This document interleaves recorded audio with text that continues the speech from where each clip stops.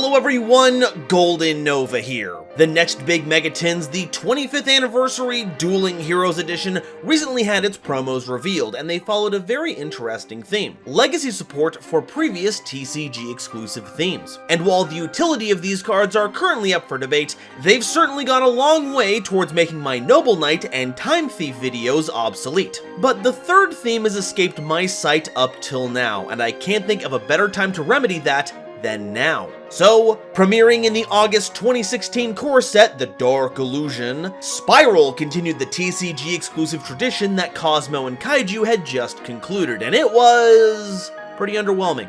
While dripping with flavor, this archetype of super spies laden with gadgets and gizmos, snooping around your opponent's hidden information zones for tasty tidbits, failed to convert into actual tournament success. But that was before the Link era, and when SPYRAL got the extra deck treatment, the card was so powerful, so format warping, that not only did it become a tier 0 threat overnight, it even entered the popular vernacular of the game. Because like how a Garnet is the card you never want to draw but have to play to get your engine online, a Double Helix refers to any piece of legacy support that drastically increases the power level of its associated theme. So, with a new and funky member being added to the theme, it's about time we covered these super sleuths. So pull up those dossiers to learn about our agents, see what the master plan is, then find out if there are any outside agents we can recruit to our cause. It's time to bond with a new archetype in SPYRAL Explained. But before we can talk about our favorite globetrotting team, we're gonna have to do a little globetrotting ourselves to get in the right headspace, and I know just the place: Kyoto, Japan! And we're gonna do that thanks to today's sponsor, Sakura Co. and Tokyo Treat. Boo!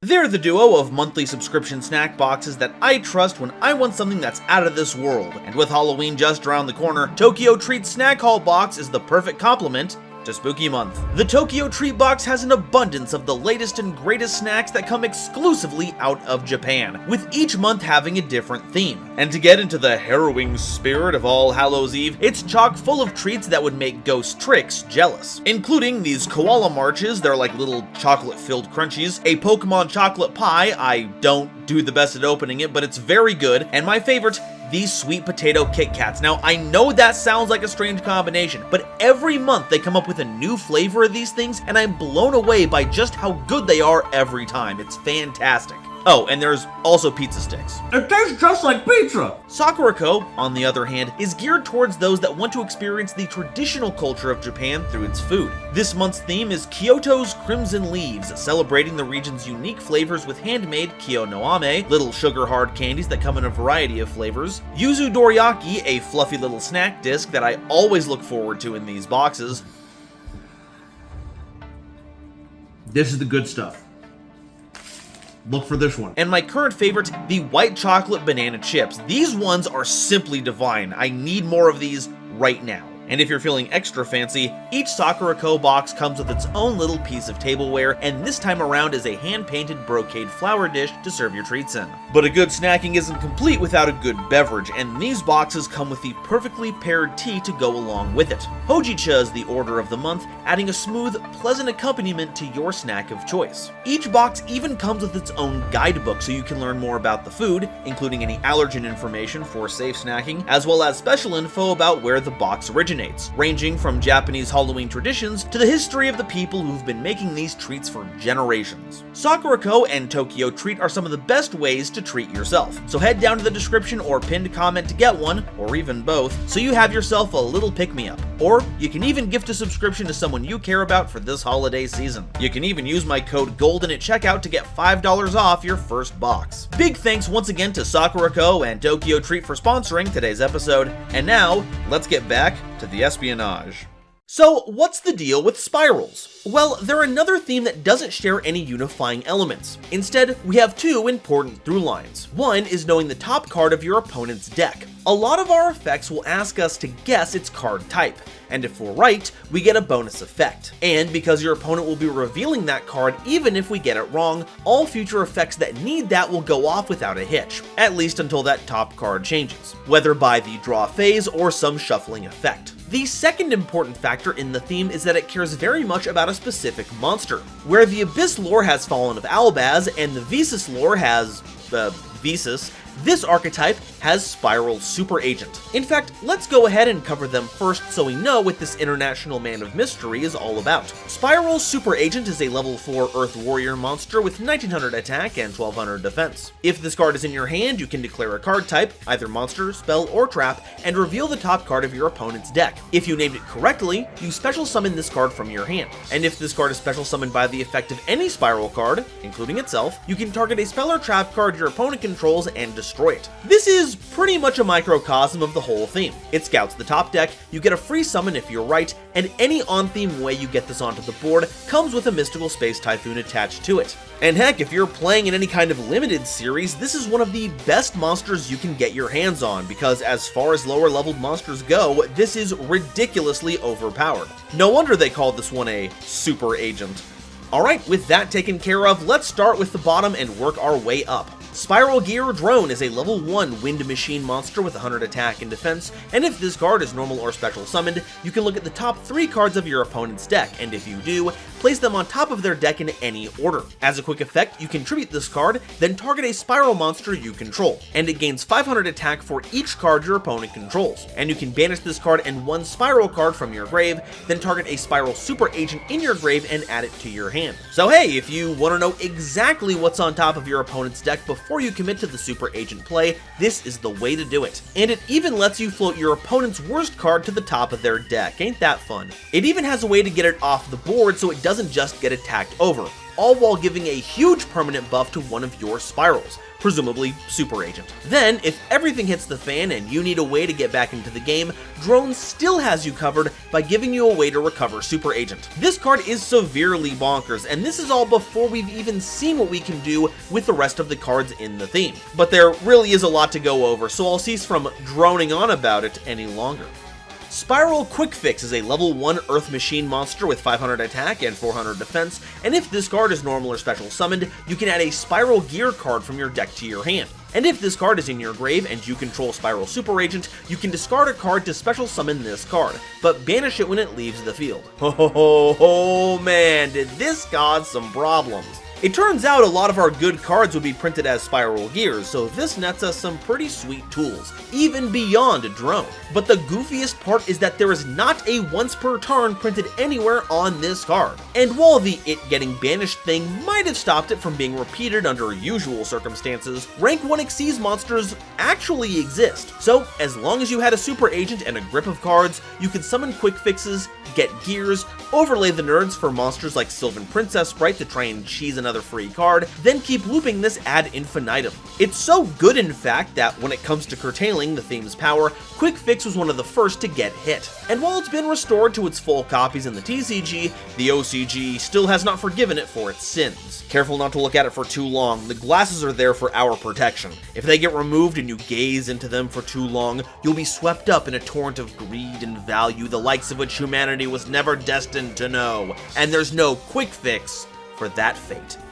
Charming Resort Staff is a level 3 light fairy monster with 300 attack and 200 defense, giving them Karibo stats. When an attack is declared involving a Spiral Super Agent you control and an opponent's face-up monster, you can change the attack of the opponent's monster to 0. And if this card is destroyed by battle or card effect, you can special summon a Spiral Super Agent from your deck. And if a Spiral Super Agent you control is destroyed by a battle or sent to the grave while this card is in your grave, you can banish this card from your grave to return a Spiral Super Agent from your grave to your hand. This isn't a card, this is foreshadowing. Yeah, this isn't actually a Spiral card, so you can't target it with any of your Spiral effects. It is kinda cool that it's an all-in-one support staff for Super Agent, doing everything from helping it to win battles to recovering it so it can make a grand entrance once again, but it's just too clunky to see play in any serious builds. Honestly, with all the good support we'll be seeing later on, you'll see why we don't keep them on the payroll very much, because we're very much overstaffed. Spiral Tough is a level 4 Wind Warrior monster with 1900 attack and 1500 defense, whose name becomes Spiral Super Agent while on the field or in the grave.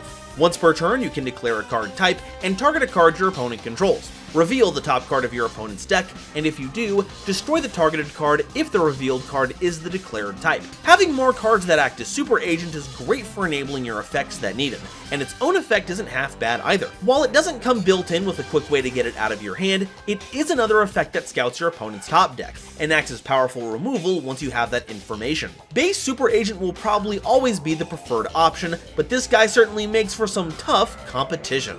Spiral Gear Last Resort is a level 4 Earth Machine monster with 1000 attack and defense, and it can target a Spiral monster you control to equip itself from your hand or field to that target. While this card is equipped to a monster by this effect, the equipped monster can't be destroyed by battle or card effects. Also, your opponent can't target it with card effects. And once per turn, if this card is equipped to a monster by this effect, you can send one other card you control to the grave, so the equipped monster can attack directly this turn. All the best parts of being a union monster with none of the drawbacks. Last Resort has been a ridiculously powerful card, not only keeping our on-theme monsters safe, but also by giving one particular monster so much of a boost that it's honestly criminal. This might be the Spiral's last resort, but it's easily a first-class threat.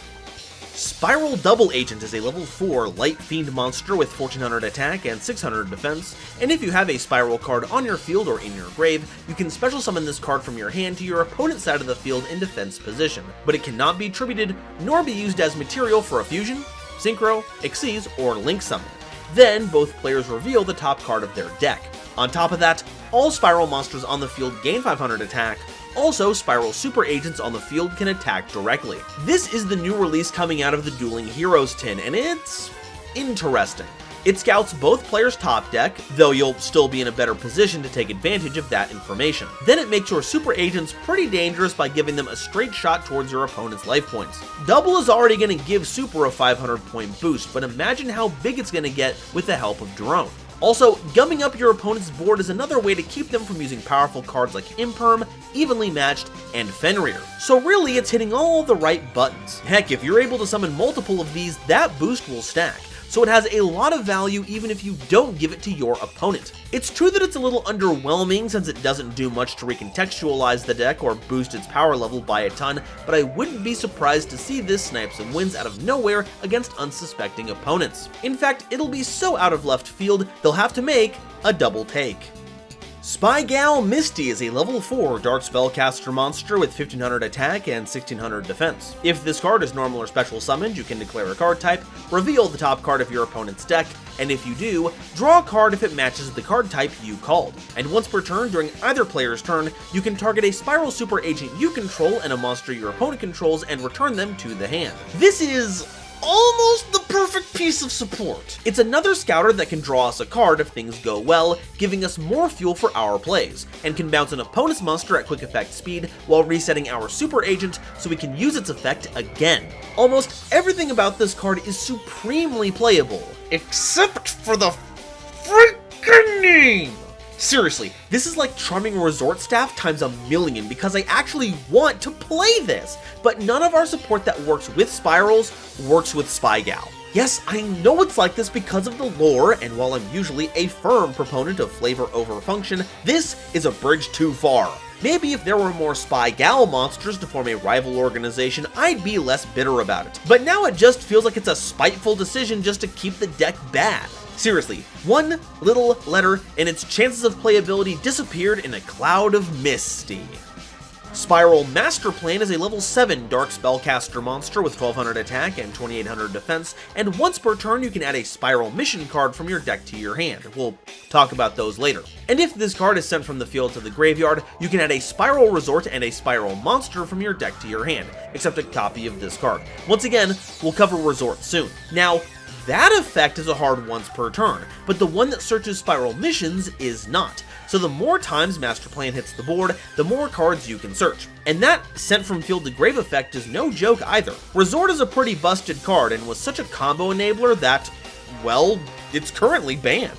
That's right, the brains with the beehive hairdo is currently in cardboard jail, and let's just say they aren't doing a very good job of keeping the organization afloat remotely. She's a big reason why the deck was so dominant back in its heyday, and we've seen a lot of calls asking for her return. Now, Personally, I think it has nothing to do with them wanting the deck to come back, and more to do with people missing their Dami Mommies. But folks, it's 2023, we're not exactly starved for choices in that regard, you've got to move on.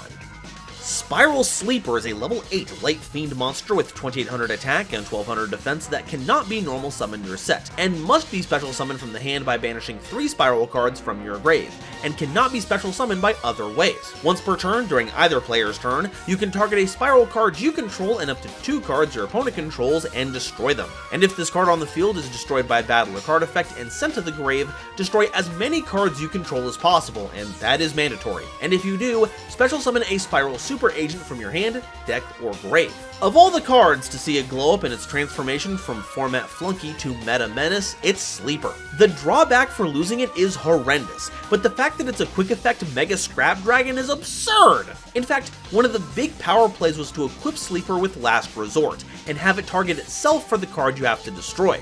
But since Last Resort prevents the equipped monster from being destroyed by any effect, including your own, you just got rid of 2 of your opponent's cards because it isn't reliant on you destroying your own card. And once Double Helix entered the mix, this was much easier to pull off. While Spiral became quite adept at using the Link toolbox, of its on-theme cards, this was by far the most terrifying, shredding fields anytime the opponent tried to set up, making this card quite the sleeper hit. Our last monster is also our most infamous. Spiral Double Helix is a Link 2 Earth Warrior monster with 1900 attack, requiring any 2 Spiral monsters as material. This card's name becomes Spiral Super Agent while on the field or in the grave, and you can declare a card type, reveal the top card of your opponent's deck, and if you get it right, you take a Spiral monster from your deck or grave and either add it to your hand or special summon it to your zone this card points to. So yeah, you might be able to see how this entirely changed the game. Put any 2 on-theme monsters together and you get this. And by this point you've probably already scouted out your opponent's top deck, which means this all but guarantees you get the summon effect right, at which point you can summon Master Plan,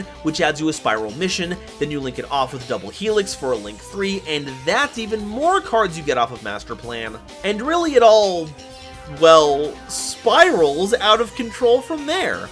No, but seriously, this was one of the most prominent examples of the impact Link summoning had on the game, as well as some other fundamental design shifts. Synchros and Xyz usually operate on a design principle of using particular monsters to get the other half of the formula to make the big monster, which would in turn recoup the costs if it was good enough. But Links don't have quite as strict a requirement as doing algebra or matching numbers. So now you have monsters that are easy to deploy and still give you value. Super Agent can potentially be a free summon while popping a card, and Quik-Fix gets you a Spiral Gear, also potentially being summoned for free if you have Super Agent, and those 2 now combine to make Double Helix, which now doesn't have to make up for any loss in card economy because the component monsters already did that. So now, the advantage compounds, not only being a great way to grab other cards, but converts into even more powerful cards along the way, like the Nightmares. Instead of slowing the game down, as many players wished it would do, myself included, Links would turbocharge the game in a way we're still seeing in design choices made for other themes and other card types. I guess shaking things up really is in the Link mechanics' DNA.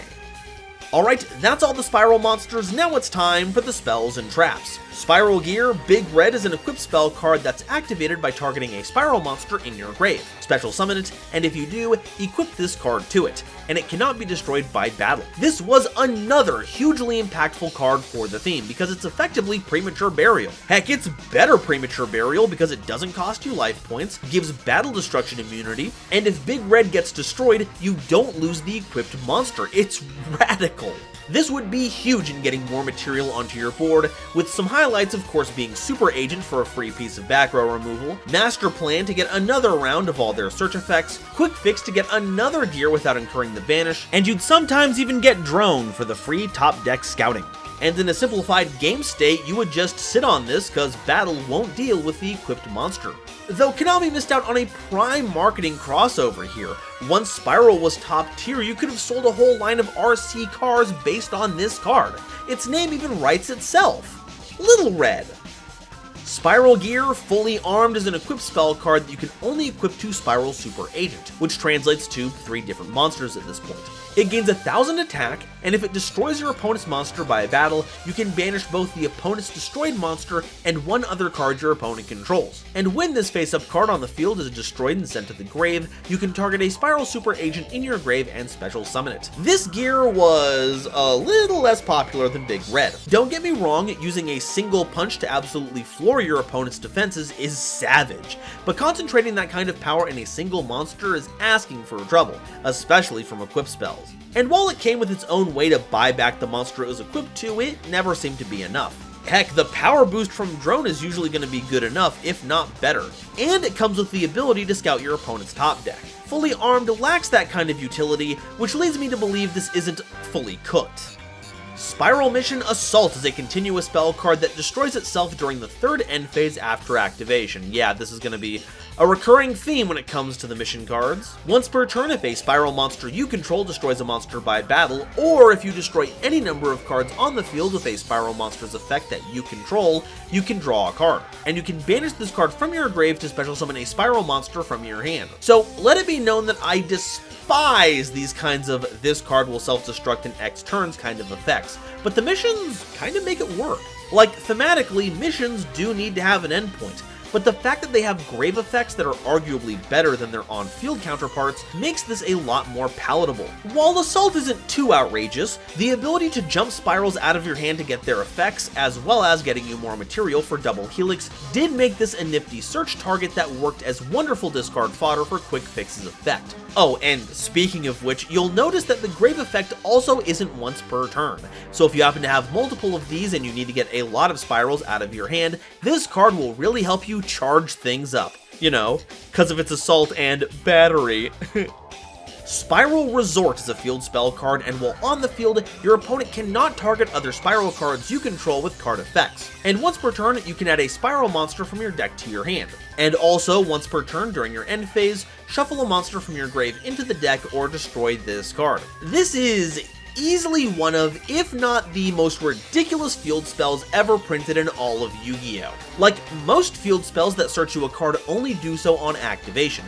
Resort does it every turn. Most field spells like this also have a hard once per turn activation restriction. Resort does not, and the search is a soft once per turn, so you can play one resort over another to get an additional search in a turn. And then, on top of all of that, it adds targeting protection to every Spiral card, making your plays that much more difficult to interact with.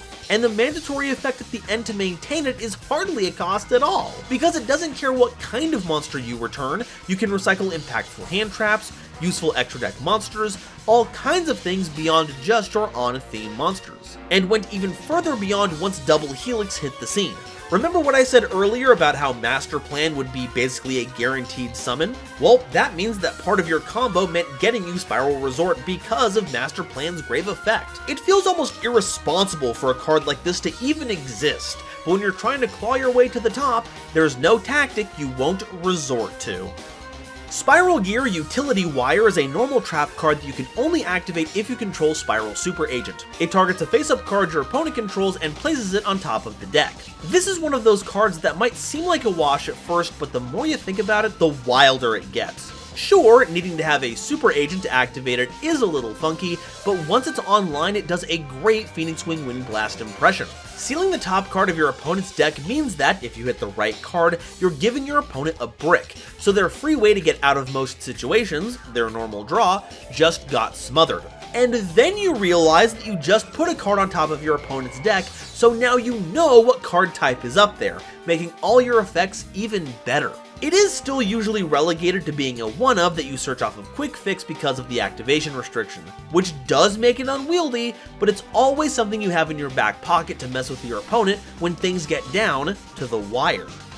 Spiral Mission Recapture is a continuous trap card that has the usual mission self-destruct effect. While on the field, once per turn, if a Spiral Monster is special summoned to your field, except during the damage step, you can target a monster your opponent controls and take control of it until the end phase, but it can't attack directly this turn. And if any number of Spiral Monsters you control would be destroyed by a battle or card effect, you can banish this card from your grave instead of destroying one of those Spiral Monsters. So it's not a blanket piece of protection, but sometimes protecting just one card is all you need. Sleeper can attest to that. The on-field effect is pretty cool too, but never seemed to quite catch on. I imagine if this was a continuous spell card, the faster speed would make this more popular, but it wasn't impactful enough during the early days of the theme, and later Spiral decks would unalive the opponent into the sun too quickly to take advantage of it. Combine that with a lackluster grave effect, and you can see why this card didn't exactly recapture the player base's attention.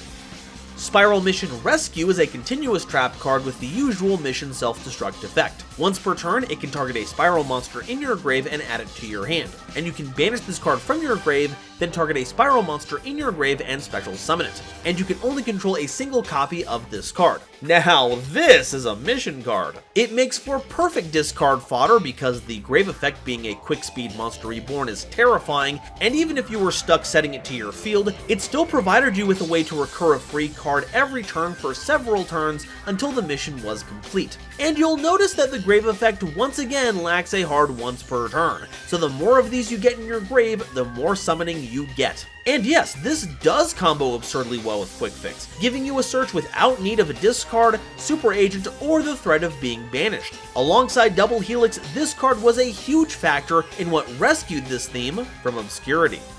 Alright, so that's all the Spiral cards, but what do we do with them?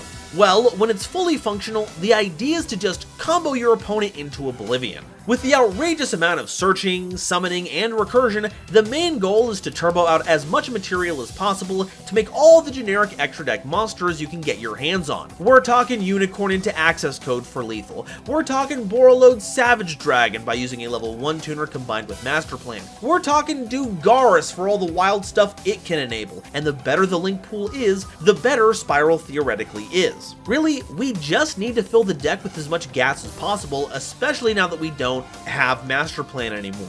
So what can we play to help them out? A great way to get missions into the grave currently is Foolish Burial Goods. Send Assault if you need to get some spirals out of your hand, or send Rescue if your grave is already set up. And speaking of setup, Foolish Burial also does wonders here, getting you access to Quik-Fix or getting Drone's effect online. Reinforcement of the Army also acts as a good wild card, giving you the choice between the suave super agent and the reliable tough. So you know how Quik-Fix isn't once per turn? Well, let's take a little page out of the Deskbot playbook and run Machine Duplication. That's 3 total searches right there, and more than enough material to make Double Helix. And since that counts as a super agent, all those Quik-Fixes in your grave are now online. Since we have a new friend in the form of Double Agent, is there anything fun we can do with that? Well, while it might seem like a drawback for us to be revealing our own top deck as well as our opponents, there are a few cards that can take advantage of this. Archfiend's Oath lets you pay 500 to essentially draw that card, and if you want to be really spicy, you could run the True Name. Obelisk will have more than enough fodder for its effect, plus 4,000 is still a fantastic amount of attack points. Or, with all the card advantage you're going to be cooking up, Slifer the Sky Dragon might be more your speed. Back in the day, Magician's Souls was a huge boon to the deck, letting you send Master Plan directly to the grave while letting you trade in Spiral Mission cards for draws, helping to ramp up your game plan. And while that's no longer an option until a future list reinstates the boss, Illusion of Chaos isn't a half-bad replacement. It's basically more copies of Souls while also acting as its own target, and now you can go about your business trading in spells and traps for value. As for a silly tech pick, I know this isn't the most creative, but I have to say it, it's gotta be Convulsion of Nature. Both players will basically play with their top decks revealed, so you'll never whiff your spy effects while this card is active. So while Spiral isn't the top dog, it's too funny not to run. Alright, that's all the input I have about Spirals, but how does it stack up against the Nova scale?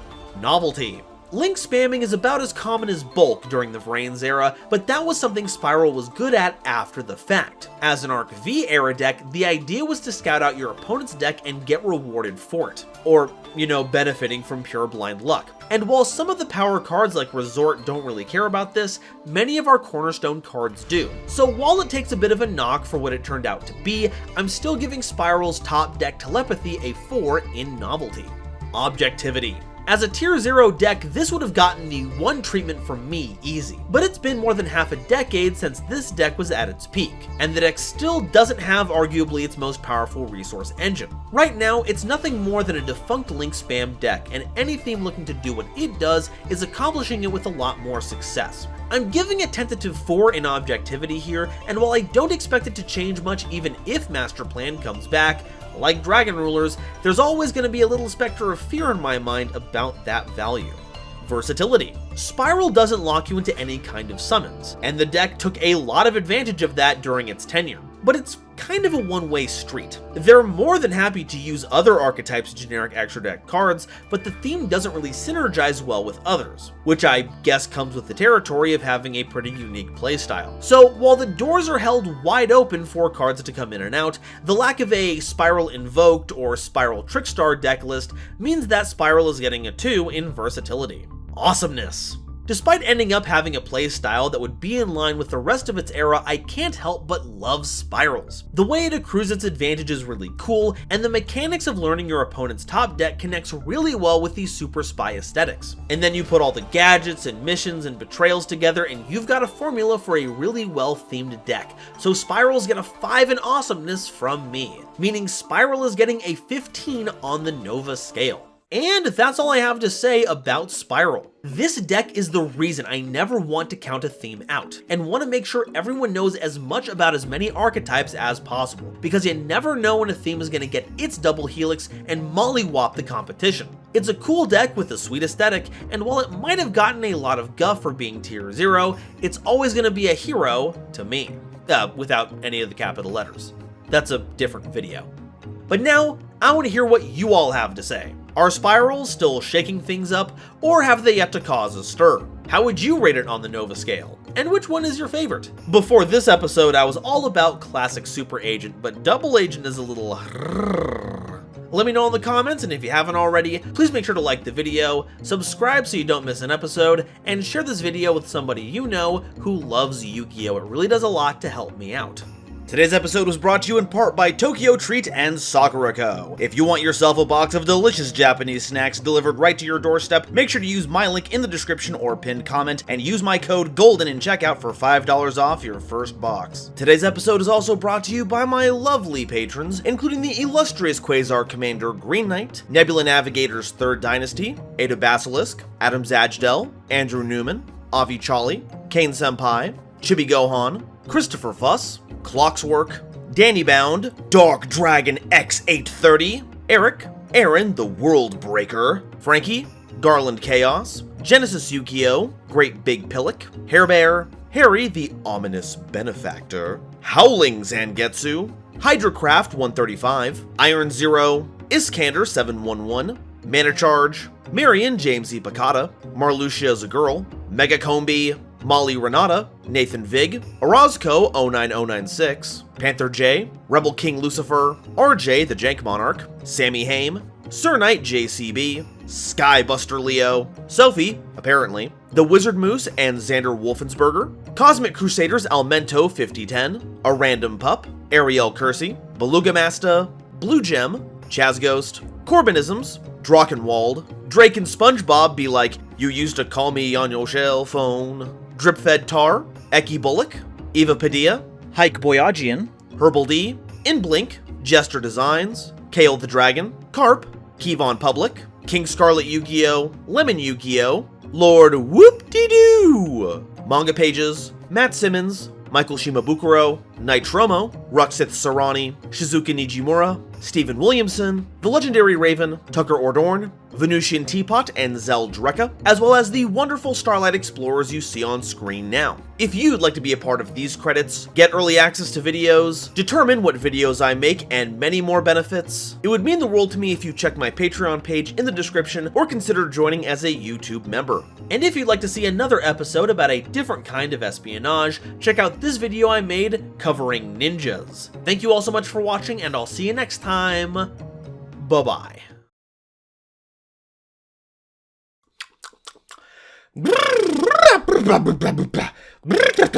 Okay.